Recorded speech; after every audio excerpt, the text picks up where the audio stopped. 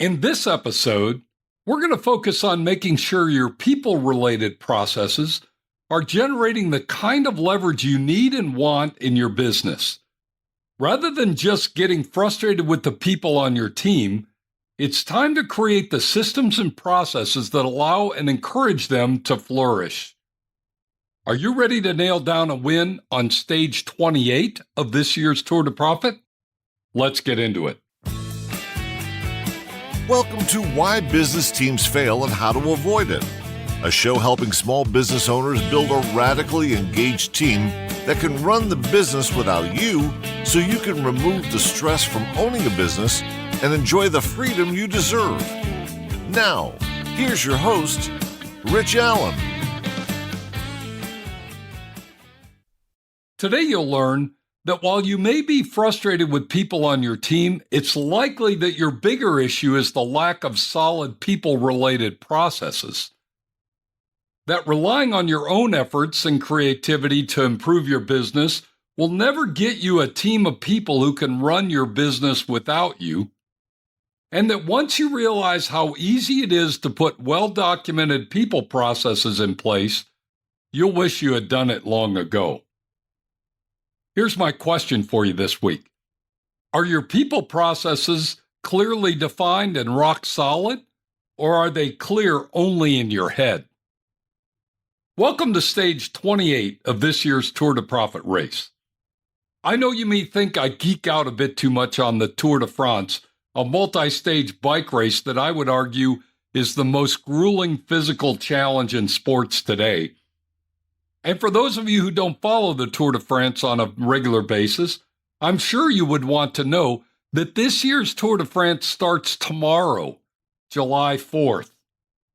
Each year, the best bike riders in the world compete for the crown jewel of road bike racing.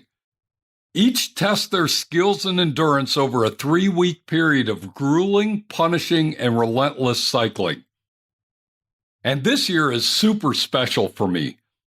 My son and I are taking our bikes over to France next week, and we're renting a camper van, and we'll be chasing the tour riders from stage to stage throughout the toughest mountain stages. It's been a bucket list item for me, and I'm super excited to share this once-in-a-lifetime experience with my son, Rhett.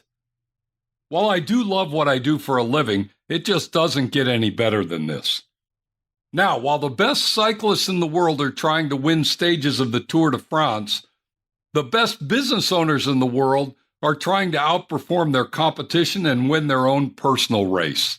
That's why we call this the Tour de Profit.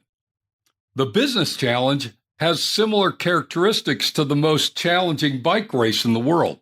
Many weeks of grueling, punishing, relentless quest to improve your business processes and outperform your competition. So what's in store for you on stage 28? This week, we're building leverage into your business through your people processes. A powerful way to leverage your time and resources is to work with the best people in your industry. Adding the right people to your team, training your team to be the best in their category, and motivating your team to do better every day is a huge challenge and a pot of gold if you can do it well. So let's get to work. Dr. Deming, the world-renowned quality guru, once said that 94% of all failures in a business are the result of systems in the business, and only 6% of failures are caused by people in the business.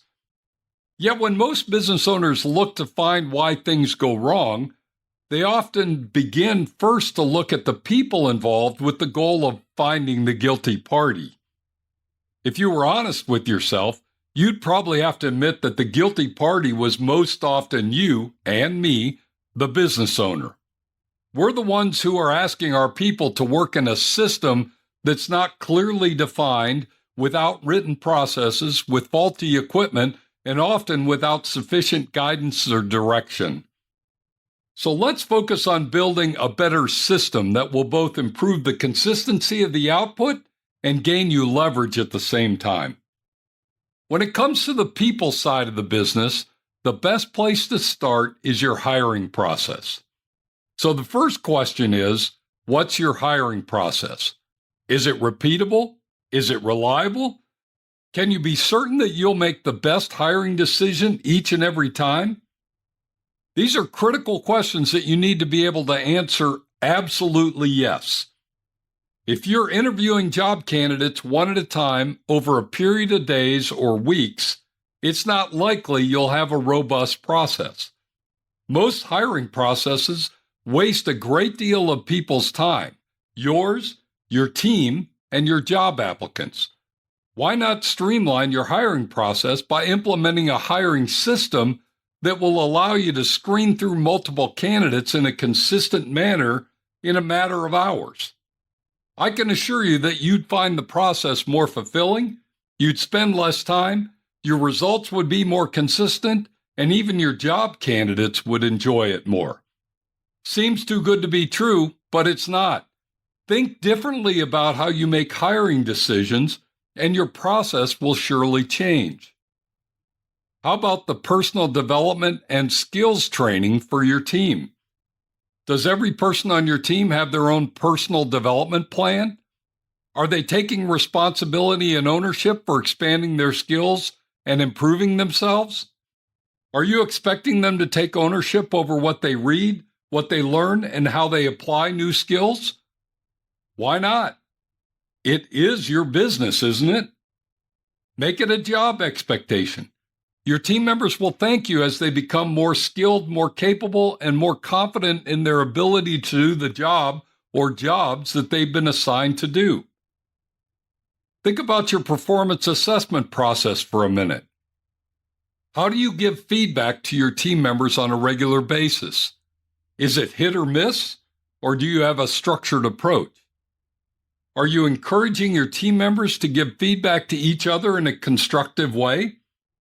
Rather than you having to do all the reviews and performance feedback, leverage your resources by asking everyone to participate in the process. Constructive feedback from peers is often the most effective way to get people to change their behaviors. And here's one last item to consider. Do you involve your team members in identifying problems and issues and in the brainstorming, testing, and implementation of new processes in your business to resolve these problems? Have you created a system that teaches your team members how to think about process improvement and how to make rapid continuous improvement in how work gets done in your business? I find that most new ideas or new processes in a business tend to come from the business owner or some senior leader on the team. Why not teach, train, and equip your team members to be the improvement engine of your business? I can promise you, they'll have much better ideas and solutions than you will if you would just light the fire and get them involved. These are just a few of the systems you can put in place to gain leverage from your people processes. Incremental changes in these areas can result not only in huge time savings, but also increased performance and on-the-job satisfaction. Take your people processes seriously. Involve your team in the solutions. They're critical to your success and deserve your best efforts on their behalf. Put at least one new process in place this week to improve your business operations. Incremental improvements, one at a time. Test and measure. It's not that difficult if you break them down into bite-sized pieces. Good luck this week. You're having a good ride. Stay focused, and you're certain to win this week's Stage 28. As we wrap up today's podcast, let me leave you with these simple thoughts. Number one, as Dr. Deming proved, the majority of failures in any business are due to the lack of good systems, not the unwillingness of your team to do their job. Number two, start to gain leverage in your people processes by listing the critical processes that must be in place for your business to be successful. These will include your hiring process, your training and development process, your employee evaluation processes, and your continuous improvement processes, plus perhaps a few others. And number three, find time to work on one process at a time Make it just a little bit stronger and better. Then do this consistently and repeatedly, and soon you'll have a fully functional set of people processes. And you'll be glad you did the hard work on this. If you'd like some additional support as we ride this Tour to Profit race, or you want to tap into our free resources, simply go to my website, tourtoprofit.com. You'll find everything you need there. Thanks for joining me today. Be sure to tune in next week when we're going to discuss Stage 29, using technology to drive efficiency. You won't want to miss it. Now, go make it a great week, and whatever you do, ride hard. Thank you for listening to Why Business Teams Fail and How to Avoid It. Make sure to like, subscribe, and tell your friends so you don't ever miss an episode.